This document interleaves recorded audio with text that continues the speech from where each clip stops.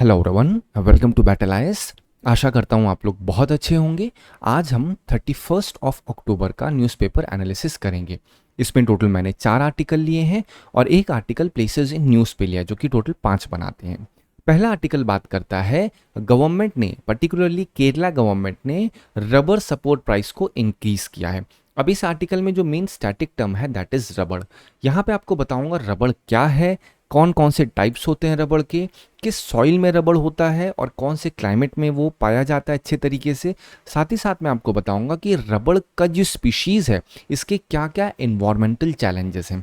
अब जैसे ही मैंने इन्वायरमेंटल चैलेंजेस बोले तो आप देखेंगे GS3 2022 में यही एक लास्ट टर्म इसमें कहा गया है कि भैया आप मेजर इन्वायरमेंटल इश्यूज बताइए फेस्ड बाय देम। मतलब जो रबर प्रोड्यूसिंग कंट्रीज हैं, पहले तो उनका डिस्ट्रीब्यूशन बताइए, फिर वो मेजर इन्वायरमेंटल इश्यूज क्या हैं जो इन आपकी रबर प्रोड्यूसिंग कंट्रीज को करने पड़ रहे हैं। तो यहाँ पे मैं जो इन्वायरमेंटल इश्यूज बताऊंगा उन सभी का इस्तेमाल आप कर सकते हैं आंसर को लिखने में।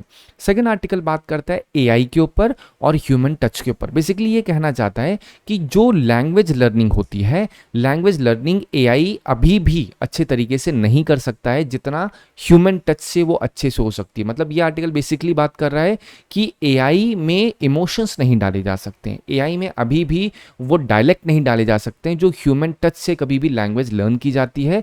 तो यहाँ पे आपको मैं इन डिटेल डिस्कस करूँगा क्या इसका इम्पैक्ट है, क्या क्या चैलेंजेस हैं AI में अभी, पर्टिकुलरली जो लैंग्वेज या भाषा सीखना जो AI करता है जनरली। ठीक है, फिर हमारा थर्ड आर्टिकल बात करता है AI और डेटा सेंटर्स के ऊपर।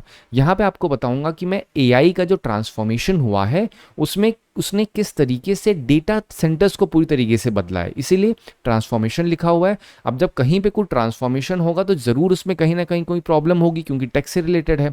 तो मैं प्रॉब्लम्स बताऊंगा, सोल्यूशन बताऊंगा और फिर इसके साथ यहीं पे आपसे डिस्कस करूंगा बैटरी स्टोरेज के ऊपर। फिर मैं आपको बताऊंगा डिस्ट्रीब्यूटेड एनर्जी रिसोर्सेज के ऊपर, और इसी से कनेक्टेड क्वेश्चन भी पूछा गया है 24 प्रीलिम्स में, वो भी आपके सामने शो करूंगा और कैसे आपको सॉल्व करना है वो भी डिस्कस करूंगा। फिर हमारा फोर्थ आर्टिकल बात करता है इंडिया का प्लान है विंड एनर्जी को अपनी एक्सपैंड करना। यहाँ पे आपको बताऊंगा क्या प्लान है, फिर मैं डिस्कस करूंगा विंड एनर्जी किस तरीके से पर्टिकुलरली वर्क करती है। अब अगर आप नोटिस करेंगे तो जो भी मैं आपको आर्टिकल समझाता हूँ वो क्वेश्चन एंड आंसर के फॉर्मेट में होता है, क्योंकि आप मेन प्रिपरेशन, हमेशा मैंने कहा है, आप एडिटर या फिर जर्नलिस्ट नहीं बन रहे हैं कि आपको डिबेट एफर्मेटिव करनी है। आपसे मेंस में या फिर प्रीलिम्स में एक इंट्रोगेटिव सेंटेंस पूछा जाएगा और उस इंट्रोगेटिव सेंटेंस का जवाब देना है। तो इस वजह से अभी से अगर आप क्वेश्चन आंसर फॉर्मेट में, जैसे मैं क्या होता हूँ what is this, what are challenges, what are impact, what are features, तो मैं ऐसे ही तो आपको सॉल्व कराता हूँ या ऐसे ही आपके सामने डिस्कस करता हूँ द हिंदू की समरी। तो इससे क्या होता है, आपके दिमाग में एक ब्लूप्रिंट बनेगा बेटा। ब्लूप्रिंट बनने से क्या होगा कि आपका दिमाग रेडी रहेगा उस फ्रेमवर्क को लेके कभी भी अगर कोई क्वेश्चन आपके सामने आता है तो। फिर एक और आर्टिकल प्लेसेस इन न्यूज़ के ऊपर, छोटा सा आर्टिकल है which is on Al Fasher city. थोड़े दिन पहले भी डिस्कस किया था सूडान की, बट अब मैं कह सकता हूँ देयर आर हाई चांसेस कि अल फशीर सिटी के ऊपर क्वेश्चन पूछा जा सकता है, 50% मैं कह सकता हूँ। ठीक है, बट स्टिल अभी 2-3 बार और रिपीट होगा, then we can be certain, क्योंकि सूडान से क्वेश्चन काफी पूछे गए हैं। मैं आपको बताऊंगा क्या क्या पूछे गए हैं। इस पूरे आर्टिकल की समरी आप बैटल आईएएस के टेलीग्राम चैनल से डाउनलोड कर सकते हैं। चलिए स्टार्ट करते हैं अपना पहला आर्टिकल। अब अगर ये पहला आर्टिकल आप देख रहे हैं तो इस पहले आर्टिकल में सिर्फ और सिर्फ मैं पॉइंट बताता हूं न्यूज में क्यों है। न्यूज में इसलिए है कि रिसेंटली जो केरला, बहुत सारे कॉन्जिक्यूटिव इलेक्शंस हो रहे हैं केरला में। ठीक है, अब इसकी वजह से क्या हो रहा है, स्टेट गवर्नमेंट ने, ताकि उसको सपोर्ट मिल सके, तो उन्होंने क्या किया, रबर का सपोर्ट प्राइस बढ़ा दिया है। मतलब जो फार्मर्स रबर की खेती करते हैं उनको अभी तक 180 रुपए प्रति किलो मिलता था, अब बढ़ा के 220 मिलेगा। ये कहीं ना कहीं उद्देश्य सरकार का है कि वो रबर सेक्टर को रिवाइव करना चाह रहा है जो कि स्ट्रगल कर रहा है अभी। ठीक है, ये मेन उद्देश्य है। किस चीज का उद्देश्य, रबर में जो कल्टीवेशन कर रहा है, पहला पॉइंट हो गया। अब ये जो चेंजेस लाए गए हैं, प्राइस बढ़ाया गया, तो इसके लिए कुछ अमेंडमेंट्स किए गए हैं और वो केरला ने अपने तरीके, मतलब स्टेट गवर्नमेंट ने किया। ध्यान रखिए, यहाँ पे लिखा है वाइल्ड लाइफ प्रोटेक्शन एक्ट। तो ये वाइल्ड लाइफ प्रोटेक्शन एक्ट 1972 वाला नहीं है बेटा। सेंटर अलग करती है, जो सेंटर आपका चेंजेस करती है वो ऑल ओवर इंडिया पे अप्लाई होता है। वहीं पे स्टेट गवर्नमेंट जब कोई बिल लाती है वो स्टेट के ऊपर अप्लाई होता है। तो ये स्टेट लेवल पे बात हो रही है, बट आपको इन सब में से किसी पे नहीं जाना है। आपका मेन उद्देश्य क्या है, मेन उद्देश्य है कि भैया यहाँ पे गवर्नमेंट ने रबर सपोर्ट प्राइस बढ़ाया है। अब पर्टिकुलरली देखो केरला गवर्नमेंट के ऊपर बात हो रही है, तो तुरंत आपके दिमाग में केरला से आना चाहिए कि भैया स्टेट गवर्नमेंट या state of Kerala versus Kesavananda Bharati case. वहां पे क्या हुआ था, वहां पर भी स्टेट गवर्नमेंट एक ऐसा लॉ लेके आई थी जहां पे लैंड के ऊपर सीलिंग लगा दी गई थी कि एक इंसान इस एक्स लिमिट से ज्यादा नहीं ओन कर सकता है। और केशवानंद भारती जिनके पास एक मठ था, उस मठ की जो जमीन थी वो इस सीलिंग से ज्यादा थी, तो गवर्नमेंट ने उनकी जमीन ले ली। तो उसी आधार पे उन्होंने क्या कहा था, याद करिए, उन्होंने कहा था कि भैया मेरा राइट टू प्रॉपर्टी जो है वो छीन लिया गया है। और इसी के आधार पर यहीं पे सुप्रीम कोर्ट ने बेसिक स्ट्रक्चर डॉक्ट्रिन दिया था। जब मैं जीएस पेपर 2 डिस्कस करूंगा तो इन डिटेल बताऊंगा कि बैकग्राउंड क्या हुआ स्टोरी फॉर्म में, कि आखिर ये केस आया क्यों और इस केस में सुप्रीम कोर्ट ने क्या जजमेंट दिया और कैसे इस केस के जजमेंट, पर्टिकुलरली ये केस नहीं है, ऐसे तो बेरूबारी केस भी है, केशवानंद भारती है, एसआर बोमई है, एलआईसी ऑफ इंडिया, मतलब बहुत सारे, मिनर्वा मिल भी एक केस है जो कि पर्टिकुलरली किसके ऊपर बात कर रहा है, ये सब प्रीएम्बल फंडामेंटल राइट इंटरकनेक्टेड है इसमें। जब मैं आप देखते हो जीएस पेपर 2 में इवोल्यूशन ऑफ इंडियन कॉन्स्टिट्यूशन, तो उसका मतलब क्या होता है, जो आपके संविधान है, हमारा संविधान के अंदर जो प्रोविजंस हैं वो कैसे इवॉल्व हुए। तो इवॉल्व करने का मतलब ग्रो, अपने आप तो ग्रो नहीं हुए, तो कहीं ना कहीं सुप्रीम कोर्ट का जो जजमेंट होता है वो हेल्प करता है उसे इवॉल्व करने में। तो जजमेंट्स बहुत ज्यादा जरूरी हो जाते हैं, ठीक है। बट अभी हम बात कर रहे हैं किस चीज के ऊपर, ये रबड़ के ऊपर बात हो रही है। तो अब रबर प्लांट के ऊपर आपको पता होना चाहिए भैया क्या है, ये इलास्टिक, वाटर रेसिस्टेंट और इंसुलेटिंग मटेरियल होता है जो कि रबर ट्रीज के लेटेक्स से होता है। मतलब यहां से जो आपका निकल रहा है दूध, इससे ये बनता है पूरा। दो टाइप्स होते हैं, एक नेचुरल रबर होता है, एक सिंथेटिक रबर होता है, ठीक है। मेजर प्रोड्यूसर की बात की जाए तो केरला इसमें डोमिनेट करता है, साथ ही साथ जो अलग स्टेट्स हैं जैसे तमिल, कर्नाटक, ये भी रबर को ग्रो करते हैं। अगर मैं कुछ कंडीशंस बताऊं रबर की, क्लाइमेट क्या है, हॉट और ह्यूमिड क्लाइमेट की जरूरत है। सॉइल की बात की जाए तो एल्यूवियल और लेटरेट सॉइल की डीप वेल ड्रेन, मतलब अच्छा खासा पानी की जरूरत होती है इसमें, ठीक है। एल्टीट्यूड बिलो 500 मीटर जनरली कहा जाता है, मतलब बहुत ऊंचाई पे नहीं इसको उगाना है। और इसमें कहीं ना कहीं क्या होता है, शेड और मॉइस्चर, मतलब जो बहुत ज्यादा इसमें एकदम बोलते हैं ना, धूप भी ना रहे, मॉइस्चर भी रहे, ये सारे के सारे हेल्दी एसेंशियल कंडीशंस होती हैं अगर लेटेक्स को अच्छे से ग्रो करना है। तो मैंने कंडीशंस बता दी जो रबड़ के लिए जरूरी होती है। अब इकोनॉमिक इंपॉर्टेंस की बात की जाए तो क्या है, आप सोच के रबड़ का इस्तेमाल कहाँ पे हो रहा है, टायर में हो रहा है, फुटवेयर में हो रहा है, सर्जिकल गुड्स में हो रहा है, इंडस्ट्रियल प्रोडक्ट्स में हो रहा है, आप देख सकते हो इतना सारी जहां पे इस्तेमाल हो रहा है। तो अब इसको आ कहां से रहा है, सोर्सिंग कहां से हो रही है। अगर मैं नेचुरल रबर की बात करूं तो जो लाइवलीहुड होता है स्मॉल फार्मर्स का, उन्हें सपोर्ट करता है ये क्या, जो ग्रो करते हैं रबर को। तो जो प्लांटेशन इकोनॉमी है उसमें काफी ज्यादा सपोर्ट मिलता है और काफी रॉ मटेरियल में भी काम आता है, जैसे ऑटोमोबाइल और मैन्युफैक्चरिंग सेक्टर। आपको शायद चैलेंजेस क्या है, अब जैसी चैलेंजेस, तो यहाँ पे लिखा एट दिस इन पीवाईक्यू, मतलब जो आपसे क्वेश्चन पूछा था कि क्या क्या चैलेंजेस है। पहला चैलेंजेस तो क्या है, प्राइस फ्लक्चुएशन एक चैलेंजेस है। दूसरा हाई प्रोडक्शन कॉस्ट है और इंपोर्ट कहीं ना कहीं चीप होता है, ठीक है।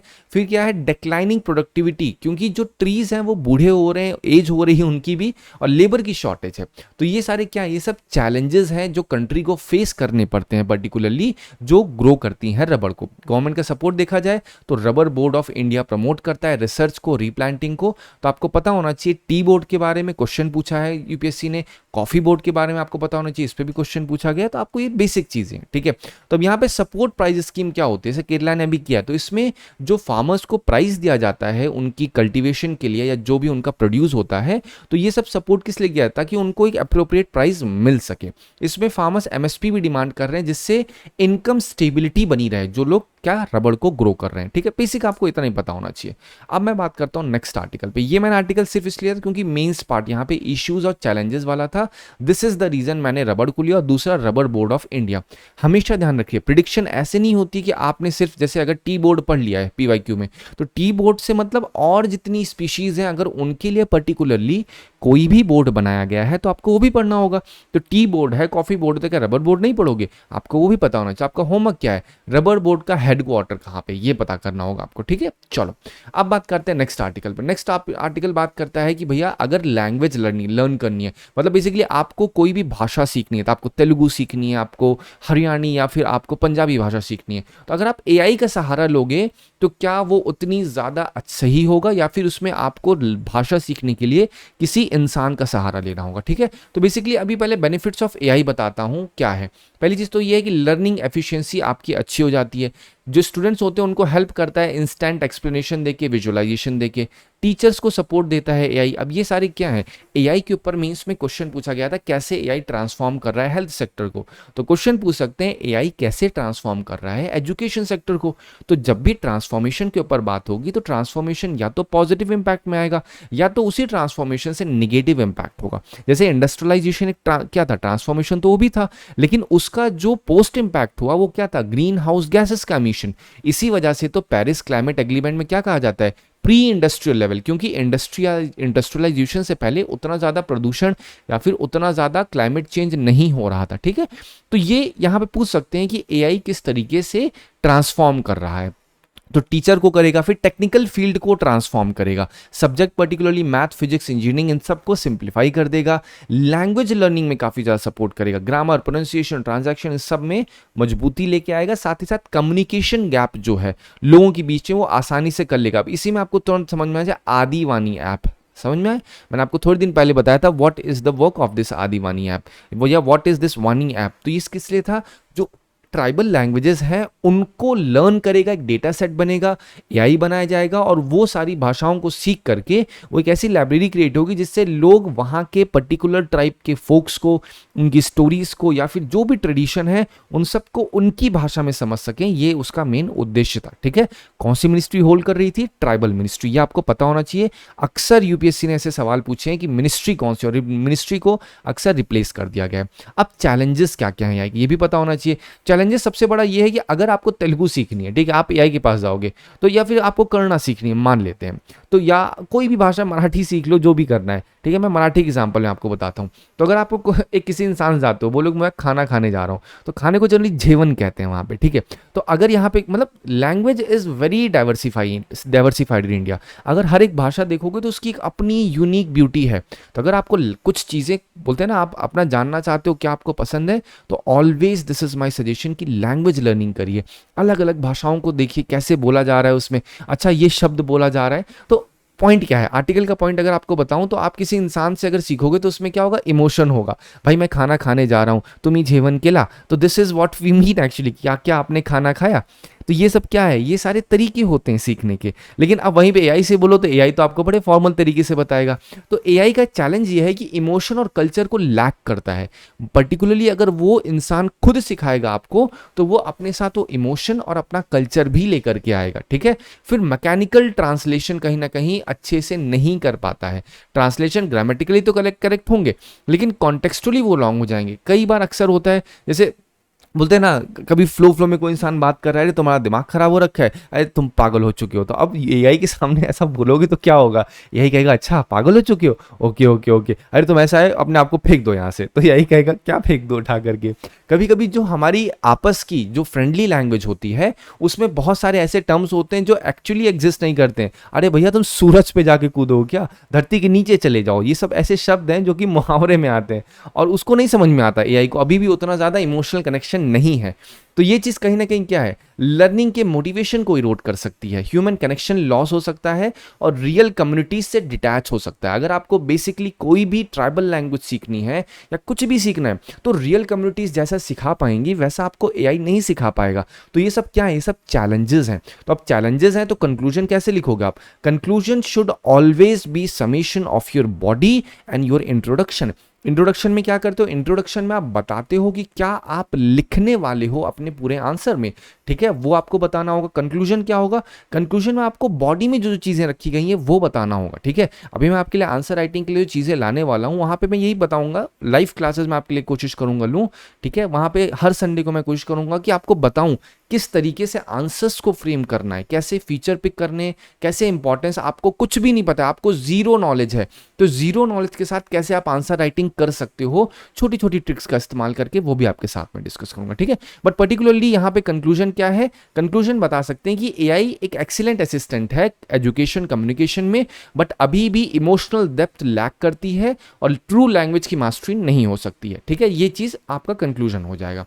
अब मैं बात करता हूँ नेक्स्ट आर्टिकल पे। ये बेसिकली मेंस के लिए आर्टिकल था, चैलेंजेस एआई के क्या है, बेनिफिट्स क्या है। अब आप देख रहे हो एडिटोरियल था, आप पूरा पढ़ते तो आप इसमें ढूंढते कि मैं करूं कैसे। अभी इतना आर्टिकल बच्चे पढ़ लेते हैं, उनको नॉलेज हो जाती है, 2-3 दिन डिबेट करेंगे उसके ऊपर, बट व्हाट नेक्स्ट।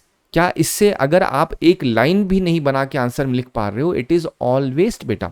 तो इस वजह से हमेशा कभी भी कोई खुद भी एडिटोरियल आप पढ़ रहे हो तो कोशिश क्या करिए कि उस एडिटोरियल से आप एक क्वेश्चन बनाओ कि what is this editorial saying. अगर बोलोगे एआई के बारे में बताया तो what is there any challenges which is being mentioned in this article? Okay, so what are those challenges? Then you need to proceed to the next point. What are the benefits? And if there are certain challenges, then what are the solution to those challenges? क्योंकि सब interconnected है, ठीक है। अगर challenges है तो solution भी आपको बताने पड़ेंगे। And solution is nothing but just the vice versa of challenges. अगर कहा जा रहा है कि भैया यहाँ पे लोगों को अवेयरनेस नहीं है, ये एक चैलेंज है, तो सोल्यूशन क्या होगा? लोगों में अवेयरनेस कैसे डाली जाए? सोशल मीडिया का इस्तेमाल करके, किसी और चीज का इस्तेमाल करके।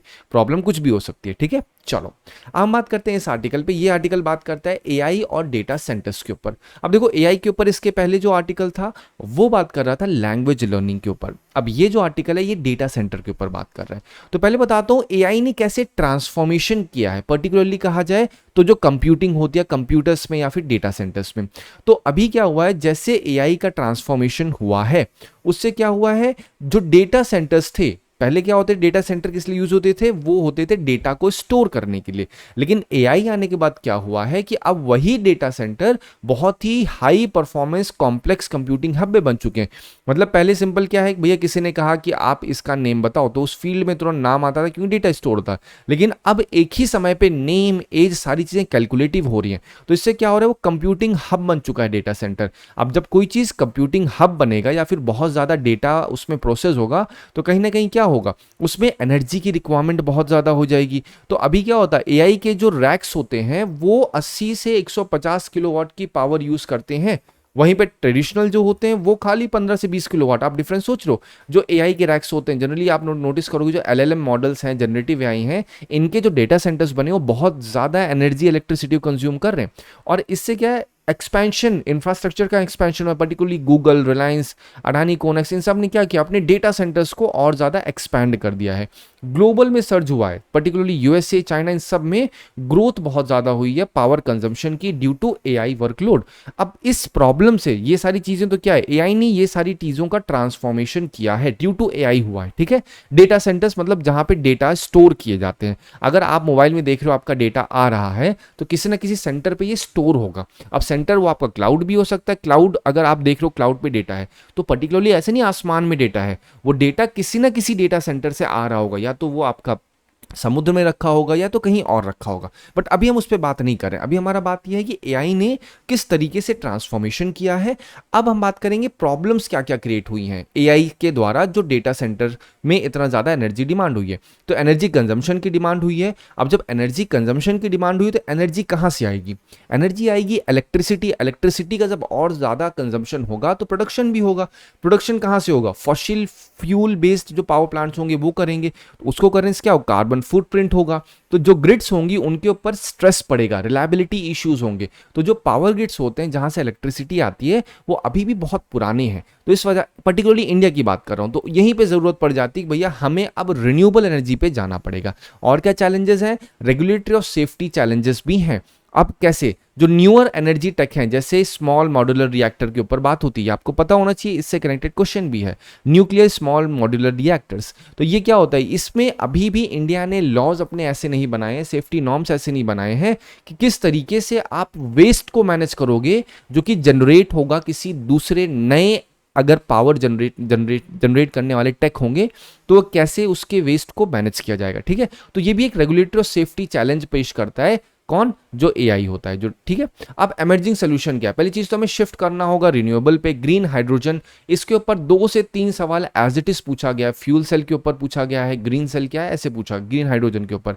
स्मॉल मॉड्यूलर रिएक्टर क्या होता है, जैसे आप देखते हो कि एक न्यूक्लियर पावर प्लांट होता है, बहुत ही कॉम्प्लेक्स होता है, बहुत ही कॉस्टिंग आती है उसमें। लेकिन अब ये क्या है, ये छोटा सा रिएक्टर है, ठीक है। यहाँ पे क्या होगा, यहाँ पे पावर बनाने के लिए बेसिकली इसका इस्तेमाल किया जाएगा। और मेजरली क्या होता है, ये उतना ज्यादा कॉम्प्लेक्स नहीं होता, मतलब इसको असेंबलिंग कर सकते हो आसानी आसानी से। तो ये 24/7 स्टेबल लो कार्बन पावर देता है नियर डेटा सेंटर। ये पूरा आर्टिकल डेटा सेंटर के ऊपर है। अगर डेटा सेंटर के ऊपर लोड 80 से 120 किलोवाट पड़ेगा तो जरूरत पड़ेगी इलेक्ट्रिसिटी की। तो जब इलेक्ट्रिसिटी की जरूरत पड़ रही है तो कहां से आएगी? या तो न्यूक्लियर पावर प्लांट जो होगा वहां से आ रही होगी इलेक्ट्रिसिटी, या तो अगर हम स्मॉल मॉड्यूलर रिएक्टर लगा देंगे तो ये भी एक सोल्यूशन कहा जा रहा है। ठीक है, अब यहाँ पे कुछ चीजें आप नोटिस करो। यहाँ पे रिन्यूएबल भी एक सोल्यूशन है, ये भी एक सोल्यूशन है, ग्रीन हाइड्रोजन भी एक सोल्यूशन है। सब इंडिपेंडेंट सोल्यूशन। अगर इन तीन चीजों में नहीं कुछ तो 5 से 6 पीवाईक्यूज पूछे गए हैं।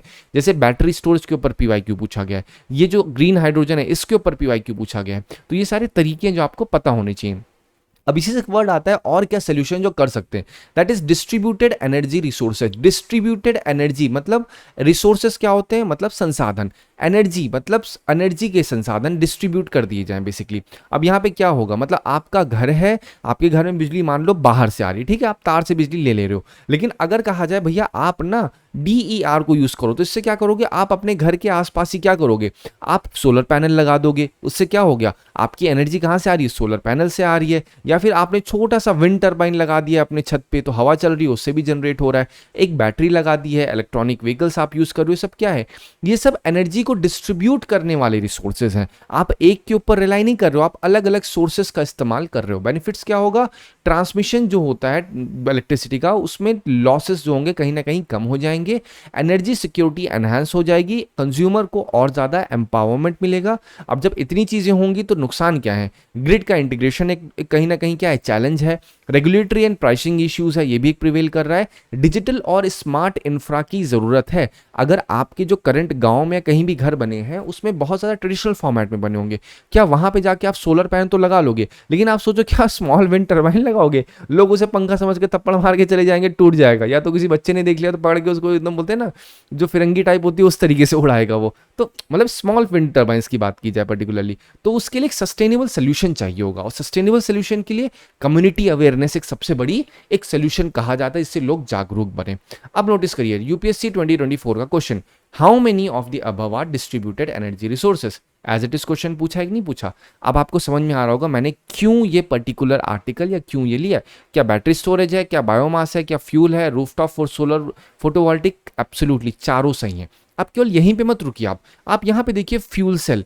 तो सोलर जैसे फ्यूल सेल की बात हो रही है तो यहाँ पे हाइड्रोजन फ्यूल सेल के ऊपर क्वेश्चन पूछा गया है। हमेशा पीवाईक्यू का एनालिसिस का मतलब होता है जो पॉइंट दिए ना बेटा, हर एक ऑप्शन के वर्ड को सोचो, क्या उससे कोई पीवाईक्यू उठा है?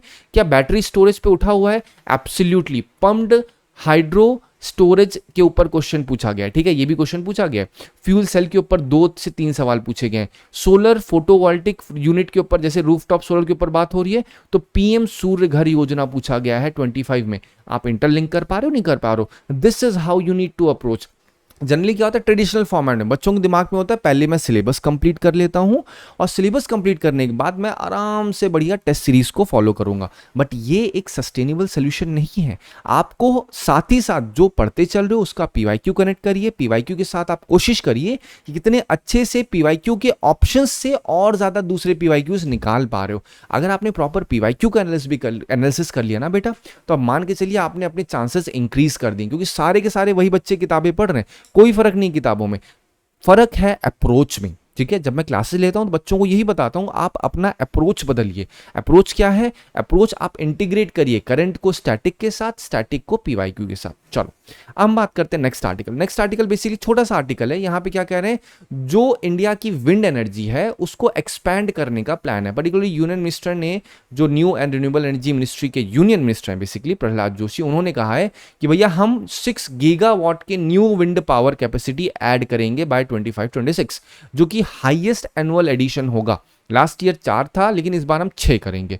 तो इंडिया कहीं ना कहीं प्रोग्रेस कर रहा है अपने 500 गीगावाट रिन्यूएबल एनर्जी टारगेट के लिए की तरफ बाय 2030, जिसमें वो चाहता है कि विंड एनर्जी इस 500 में से 100 गीगावाट या उससे ज्यादा कंट्रीब्यूट करे। ठीक है, करंटली अगर इंडिया में बात किया 54 गीगावाट इंस्टॉल्ड ऑलरेडी है, 30 गीगावाट अंडर इंप्लीमेंटेशन है। बेसिकली ये तमिलनाडु, कर्नाटक, आंध्रा में फैला हुआ है। अब यहाँ विंड एनर्जी की बात हो रही है, मतलब ऐसी एनर्जी विंड से जो जनरेट, विंड एनर्जी शब्द समझो मतलब हवा, एनर्जी मतलब ताकत, हवा की ताकत। ऑब्वियसली हवा में ताकत तो होती है लेकिन इतनी नहीं होती कि आप उड़ जाओ।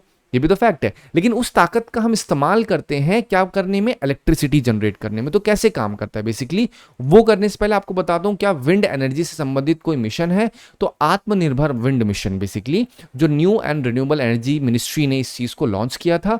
बेसिक इसका उद्देश्य है कि डोमेस्टिक मैन्युफैक्चरिंग करना विंड टर्बाइंस के, ताकि इंपोर्ट पे जो डिपेंडेंस है वो रिड्यूस हो सके, साथ ही साथ लोकल कंटेंट बढ़ सके 70% से 85% बाय 2030। हम टारगेट ये है कि लोकल कंटेंट जो विंड टर्बाइंस में, विंड मिल्स में लगता है उसका यूज हो सके। बेसिक फोकस क्या है, मेक इन इंडिया एनकरेज करना, सप्लाई चेन को स्ट्रेंथन करना और एक्सपोर्ट पोटेंशियल को और ज्यादा सपोर्ट कर देना। ये बेसिकली क्या है, आत्मनिर्भर विंड मिशन का उद्देश्य है।